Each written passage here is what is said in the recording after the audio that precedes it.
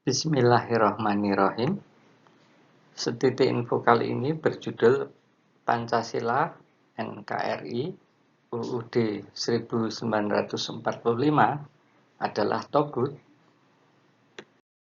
Dakwaan bahwa NKRI adalah negara Togut, Pancasila adalah produk pemikiran Togut, Undang-Undang Dasar 1945 adalah hukum Togut. Merupakan fenomena pandangan keagamaan dari kelompok tertentu yang muncul, sering muncul pada beberapa dekade terakhir, terutama seiring globalisasi dakwah digital dan menguatnya ideologi keagamaan transnasional. Pemaknaan Togut yang diartikan sebagai segala bentuk aturan selain syariat yang ditaati, itu digunakan oleh sebagian kelompok untuk menolak eksistensi negara bangsa modern, termasuk dalam hal ini adalah Negara Kesatuan Republik Indonesia, NKRI. Pancasila sebagai dasar negara yang dijunjung tinggi, itu sebenarnya tidak pernah dimaksudkan untuk menggantikan posisi Tuhan dalam ranah teologisnya. Namun begitu, persepsi bahwa Pancasila adalah atau merupakan agama baru itu kadang muncul akibat terjadinya kelindan atau kombinasi antara salah paham secara hermeneutis, kemudian juga radikalisasi digital dan miskinnya pemahaman sejarah relasi antara Islam dan Indonesia. Wacana mengenai status Pancasila dalam konteks keagamaan, khususnya Islam, itu terus muncul sejak awal kemerdekaan. Di satu sisi, Pancasila adalah dasar negara, fondasi ideologis, sumber hukum sekaligus bentuk konsensus nasional bangsa Indonesia. Nah, di sisi lain, sebagian kelompok semisal Islam radikal itu memandang Pancasila sebagai togut, karena dianggap sebagai sumber hukum selain hukum Allah. Secara terminologi, togut adalah segala sesuatu yang disembah selain Allah, sehingga diartikan merupakan ajaan manusia kepada kekafiran. Nah, togut dapat berupa berhala, setan, atau penguasa zalim yang menuntut penghambaan, juga bid'ah atau penyimpangan dari syariah. Bahwa NKRI adalah togut, Pancasila adalah produk pemikiran togut, kemudian Undang-Undang Dasar 1945 adalah hukum togut. Ini memerlukan jawaban secara akademik, karena tidak hanya merupakan hal yang secara konseptual itu keliru, namun juga berbahaya. Tuduhan tersebut berbahaya bagi kohesi bangsa. Oleh karena itu, kajian ini mencoba menguji relasi antara Pancasila dan Islam secara filosofis, teologis, dan historis. Kesesuaian Pancasila dengan ajaran Islam. Pertama, alinea ketiga pembukaan Undang-Undang Dasar 1945 itu pada dasarnya menunjukkan sisi keilahian. Atas berkat rahmat Allah yang Maha Kuasa dan dengan didorongkan oleh keinginan luhur supaya berkehidupan kebangsaan yang bebas, maka rakyat Indonesia menyatakan dengan ini kemerdekaannya. Ini jelas gitu. Nah, kemudian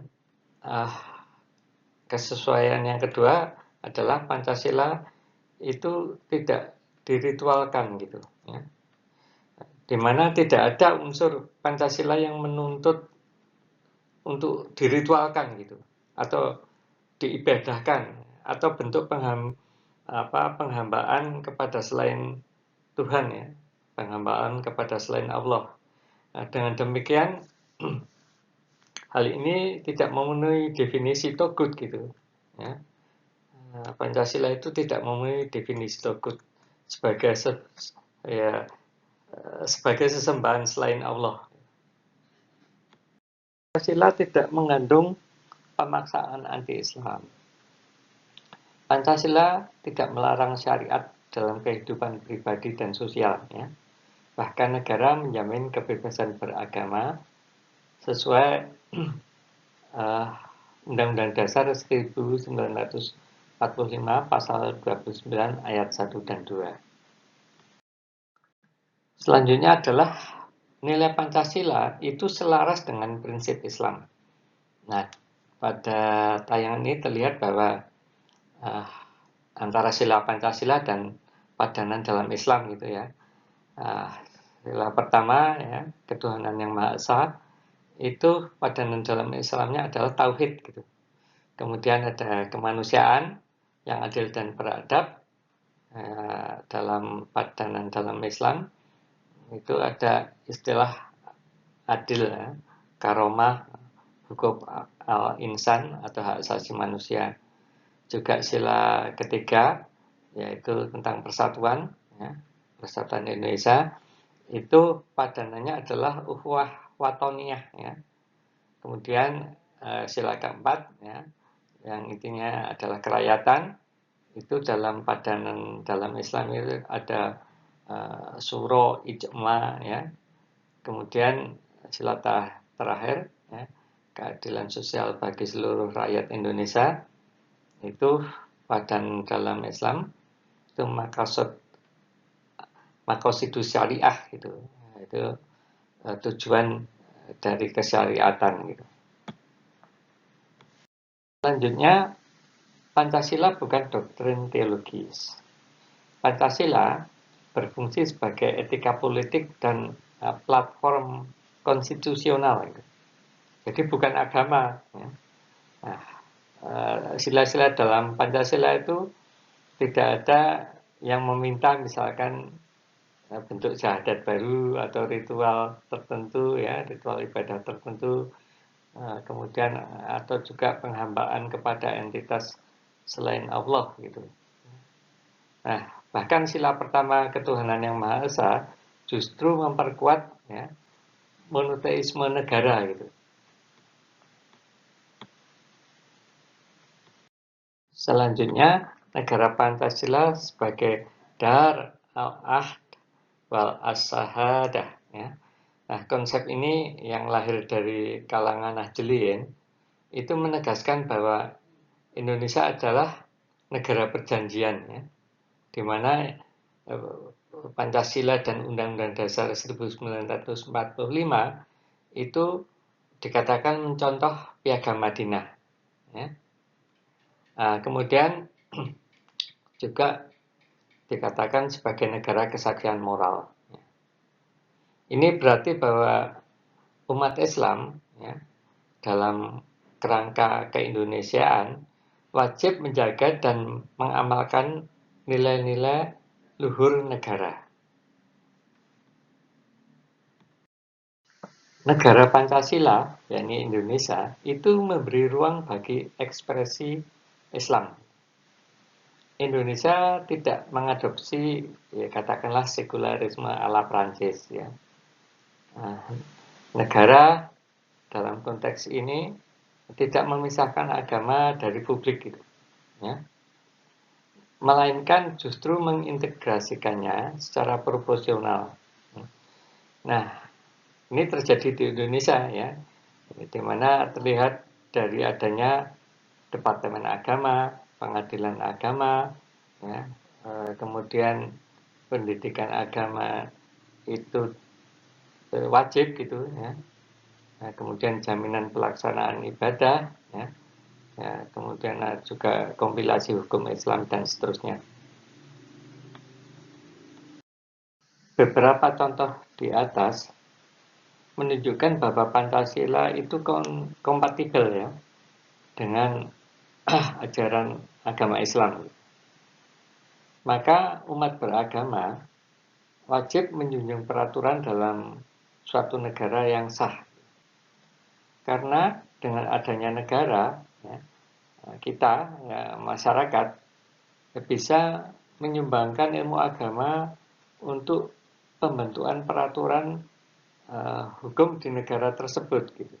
Ya. Sebagai analogi ya, bahwa wudhu itu wajib ya, sebagai syarat sahnya salat. Ya. Maka negara itu wajib ya,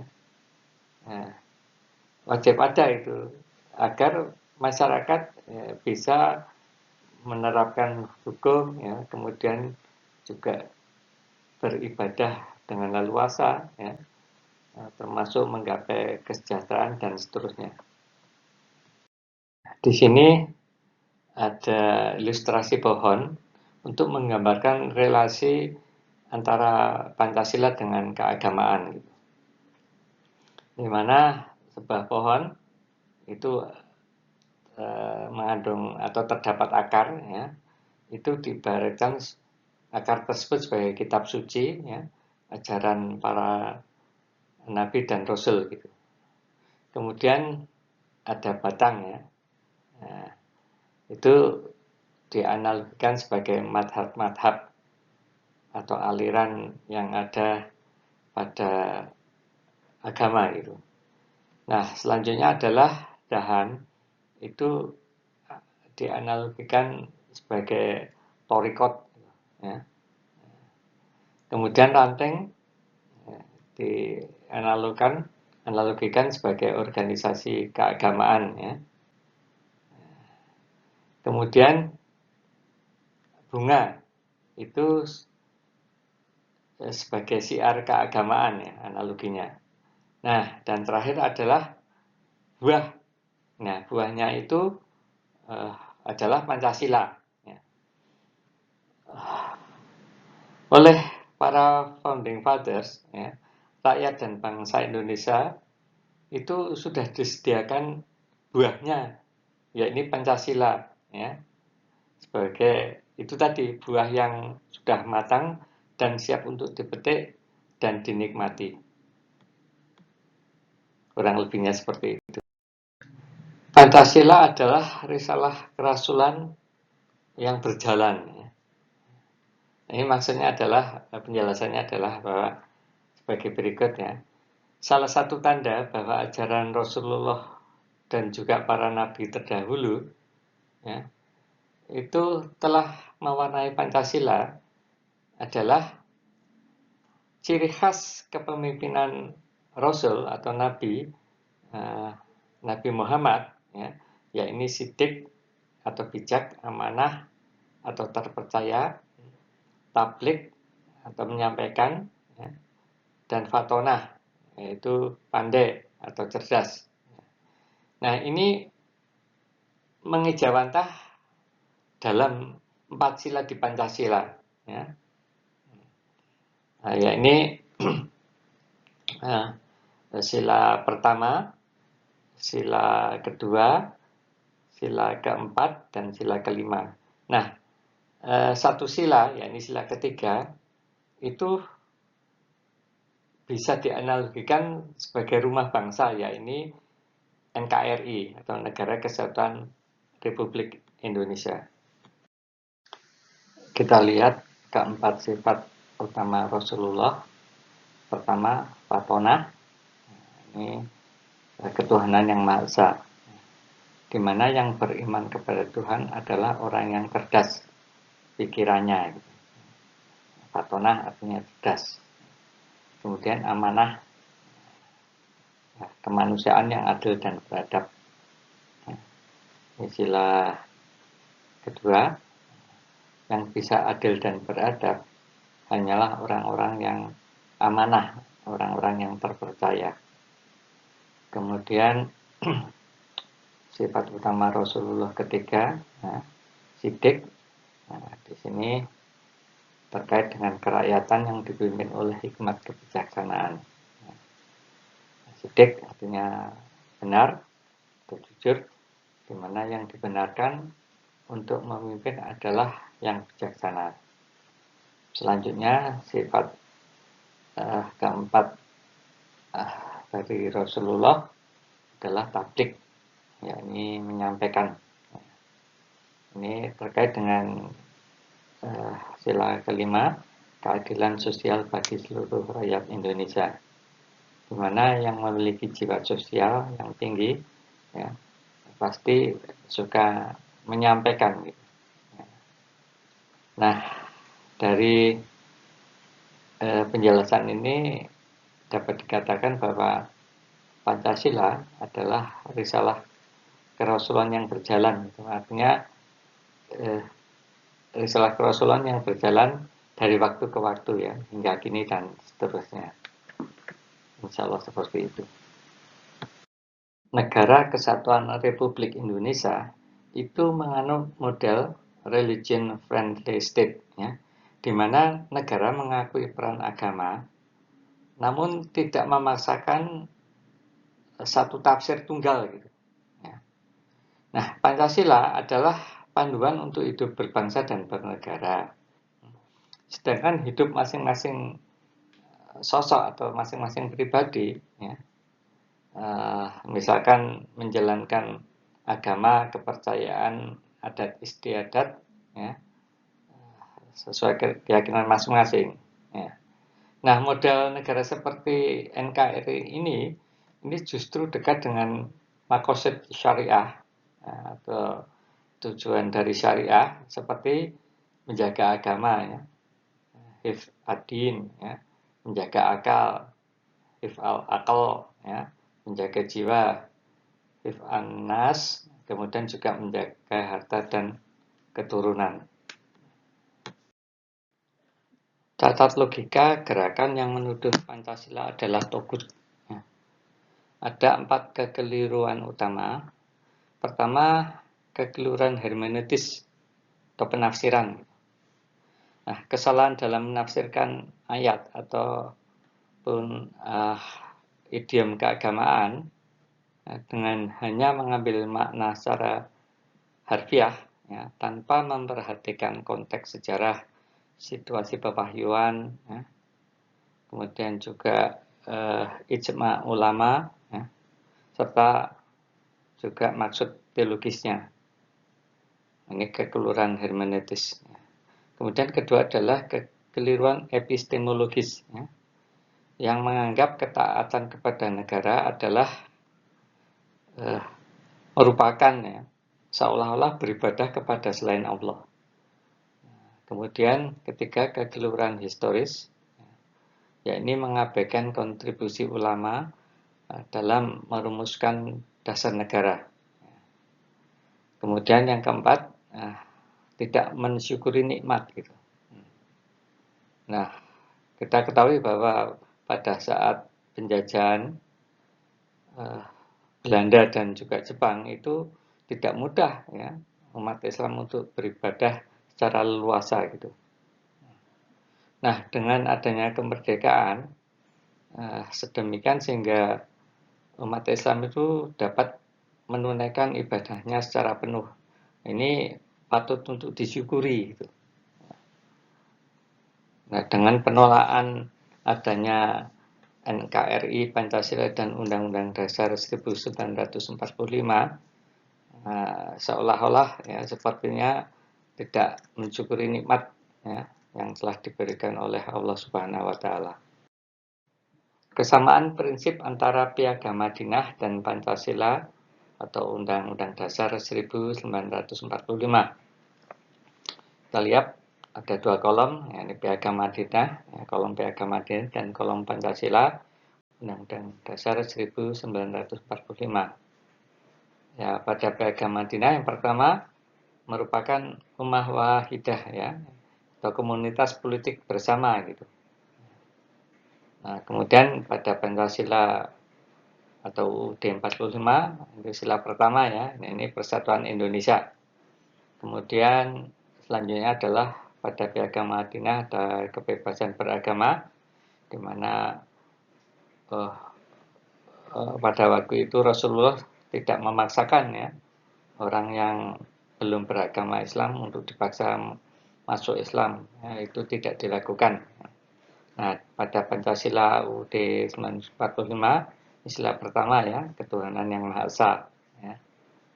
Nah, kemudian pada Piagam Madinah ada musyawarah antar suku, ya, untuk saling memahami dan juga memecahkan masalah yang muncul gitu. Nah, ini pada Pancasila ya, ada kerakyatan yang dipimpin oleh hikmat kebijaksanaan dalam pemusyawaratan ya, perwakilan ya. Kemudian pada Piagam Madinah juga terdapat unsur keadilan sosial ya.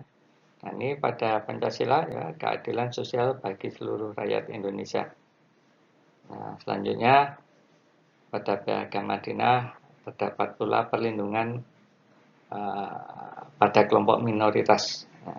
Nah, dalam konteks Undang-Undang Dasar 1945 yaitu terdapatnya perlindungan hak asasi manusia. Nah, kesamaan ini menunjukkan bahwa Pancasila merupakan kelanjutan ya, dari tradisi konstitusional Islam gitu. Alih-alih merupakan penyimpangan atau bid'ah. Nah, ini epilog ya, atau bisa juga kesimpulan. Mengapa Pancasila, NKRI, dan Undang-Undang Dasar 1945 itu tidak tepat ya, didakwa sebagai togut. Nah, menuduh Pancasila, NKRI, dan UUD 1945 sebagai togut adalah keliru secara teologis, historis, dan konstitusional. Ya.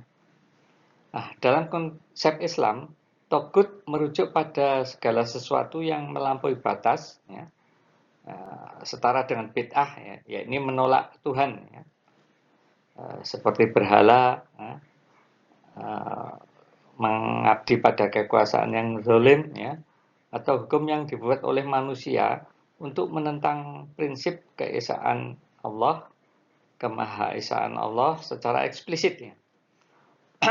Nah, sementara itu, Pancasila, NKRI, dan UUD 1945 itu tidak memiliki unsur penolakan terhadap ketuhanan. Ya.